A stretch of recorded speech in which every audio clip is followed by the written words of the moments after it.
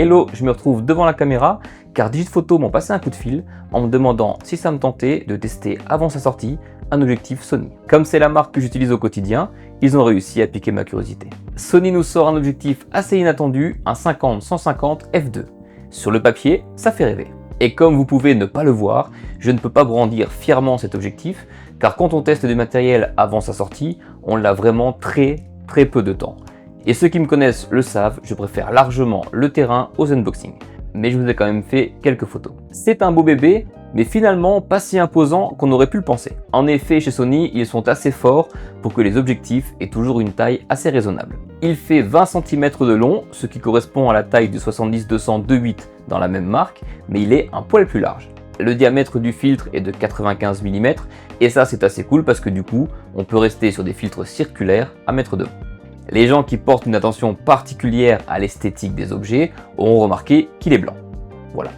Niveau poids, le bébé fait 1,340 kg, ce qui ne vous obligera pas forcément à aller à la salle de sport, mais vous donnera quand même un petit bras saillant à la fin d'une journée de shooting. Évidemment, cette optique étant de chez Sony, elle va donner les meilleures performances liées à un boîtier Sony, en termes par exemple d'autofocus et de rafale. Et du coup, f2.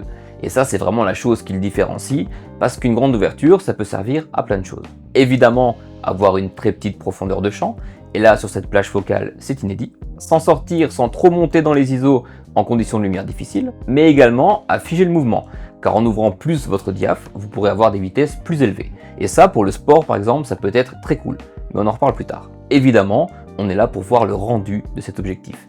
Et comme je le disais en intro, je suis vraiment pas doué pour les unboxings et les shoots sur mire. Il y a des gens vraiment plus qu'avec moi pour ça. Moi, ce que j'aime, c'est le terrain.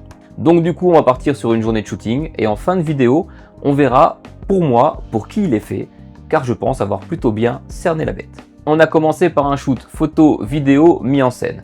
J'avais très envie et depuis longtemps de shooter avec Francis, qui est un modèle danseur de ma région avec un charisme assez fou. Et j'avais très envie de faire un shoot inspiration sport, mode et danse. Et Francis, c'était le modèle parfait pour ça. On s'est fait prêter un stade et des gradins, merci Jean-Louis, et on a fait de jolies photos.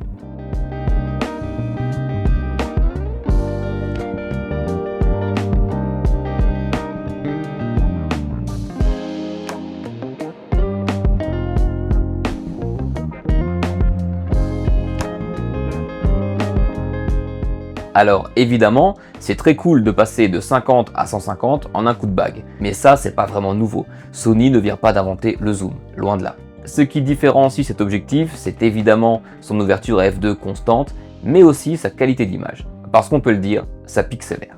À se demander si certains ne vont pas préférer l'achat de ce zoom à 3 ou 4 objectifs fixes, ça on en reparlera plus tard. En vidéo, il n'est pas en reste, l'autofocus est vraiment excellent, très dur à prendre en défaut, et encore une fois, niveau qualité d'image, ça fait très mal.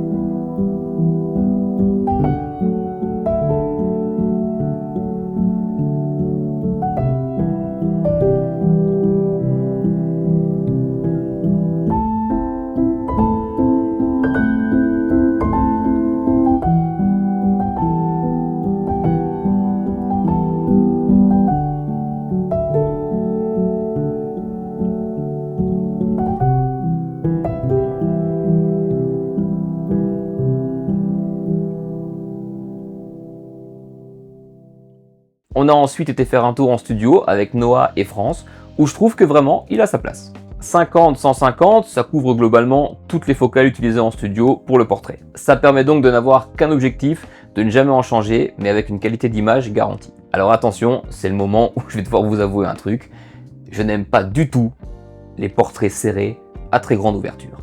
Mais ça, c'est un avis personnel. Si vous aimez ça, vous serez ravi avec cet objectif, car du 135 ou 150 à f2, bah pour le coup c'est crémeux. Donc d'après moi, pour qui est cet objectif? Je pense clairement que le secteur privilégié de cette optique, c'est l'événementiel, le reportage. Le mariage est un exemple parfait, car c'est ultra polyvalent et qualitatif. D'ailleurs, soyons fous et rêvons un peu, imaginons le coupler sur un deuxième boîtier avec le 28-70 f2, ça nous donne un 28-150 f2 sur deux boîtiers avec deux optiques.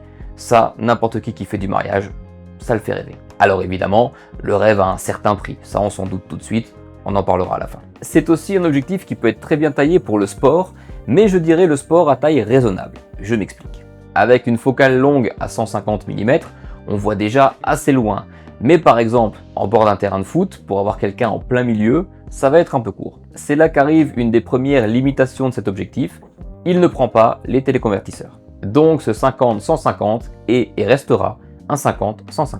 Donc pour les sports en salle ou avec un accès très proche de la piste, c'est absolument parfait. Pour des sports avec un énorme terrain comme le foot, ça va être un peu limité, ou alors il faudra à côté avoir un 300 par exemple. Et enfin, en studio, je trouve qu'il a sa place pour son côté polyvalent. J'avoue que c'est super agréable de ne pas avoir à se soucier de changer d'objectif sur toute une séance. Cette optique est clairement dans la tranche très haut de gamme de chez Sony, avec un prix avoisinant les 4400 €. Il n'est clairement pas pour toutes les bourses. Et en effet, 4400 € l'optique, ça peut calmer. Mais je me dis que certains pourront faire ce raisonnement et se dire que finalement, pour 4400 €, j'ai un 50, un 85, un 105, un 135, un 150 et tout ce qu'il y a entre bien évidemment. Et vu la qualité de l'objectif, est-ce que finalement certains ne vont pas se dire je préfère avoir un zoom qui fait tout très bien qu'acheter 4 à 6 focales fixes? Parce que finalement le prix de 4 à 6 focales fixes très qualitatives nous rapprocherait je pense du prix de cette optique. Quoi qu'il en soit, ça reste une très belle démonstration de Sony, car ils ont réussi à sortir une optique très polyvalente et qualitative avec assez peu de limitations.